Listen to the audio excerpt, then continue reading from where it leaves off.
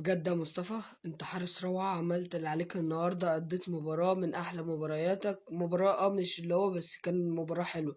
تاخد 9/10. بص بقى، انت يا رامي، يعني انت معرفش في ايه، انت كنت بدأت ترجع تاني وكنت حلو، فهتاخد 3/10. ده من رأيي. انت ياسر هتاخد 5/10 عشان طلعت كورتين كده. هو ده بقى، هو ده مش خالد عبد الفتاح، هو ده اللي يتقال عليه باك. ياخد 7/10 محمد. يعني انت مش ثابت لك على المستوى اصلا، وادائك مش حلو. اللي هو تاخد 4/10 في الماتش ده، لان مش ادائك اللي هو برضه. بص يا مروان، انت بجد مش هيجي زيك. والله ما هيجي زيك. 8/10 لمروان عطية وكريم نيدفيد. بص، هو الشوط الاول كان كريم نيدفيد ما كانش باين في المباراه خالص، اصلا الفرقه معظمها ما كانتش باين. ما الشوط التاني لو لاحظت ان كان هو محمد هاني ماسكين الجبهه اليمنى، كانوا عاملين فيها، عاملين خطوره على الجونه. فياخد 7/10. هو ده بقى. عايزين نمد على كده، نشد على كده بجد. لان انت لو شديت على كده، احنا هتلعب اساسي مع اللي هيجي ان شاء الله. نجيب صفقات فهتبقى جناح جامد. تاخد 7/10 النهارده. وانت يا عم قفشه، بجد انت النهارده، انا مع ان اللي انت عملته النهارده، بس بجد انا بعذر. انت النهارده ضيعت كور كتير قوي. ضيعت 3 في السما واتنين في ايد الحارس كان روعة. تاخد 6/10 قفشه. بص، سيب لي امام في الاخر، عشان ده اللي هنتكلم عليه كله.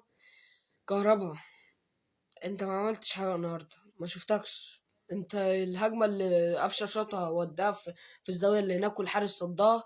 انت بس دي اللي عملتها، كنت ممكن تروح انفراد. فتاخد 3/10 كهربا.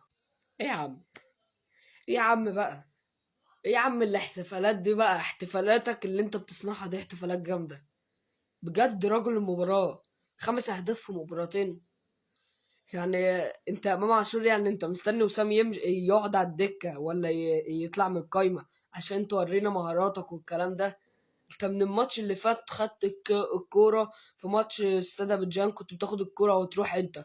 رحت جبت 3 اجوان، هاتريك. جبت في الماتش ده هدفين وكنت بتروح. بجد انا بحييك يا امام، وانت راجل المباراه. 10/10. اكرم توفيق، انت النهارده نزلت لبست كوبري وما عملتش حاجه بعديها، تاخد 0/10. عمرو السولية، النهارده معلم، برنس. عمل كل حاجه في المباراه. لما نزل، مش اللي هو عمل الفرق بس، لا عمل فرق الحقيقه. هو ما مش الفرق الواضح، بس هو نزل عمل حاجه في المباراه. ياخد 5/10. عمر الساعي، انت ايه؟ ضيعتها ازاي؟ انا والله كنت هطلع اشكر فيك، اقول لك ليه. لان انت عايز تستاهل، قسم بالله، ان انت تلعب واحد نازل في الدقيقه 80 وعملت كل ده. بجد عمر الساعي ده لو لعبنا عليه وكملنا عليه، والله لا يبقى لاعب حلو. ياخد 5/10. كريم الدبيس بقى. بص، انا هسيب لكم الرأي. الجون اللي صنعه كريم الدبيس بيفكركم بايه؟ واكتبوا لي في الكومنتات.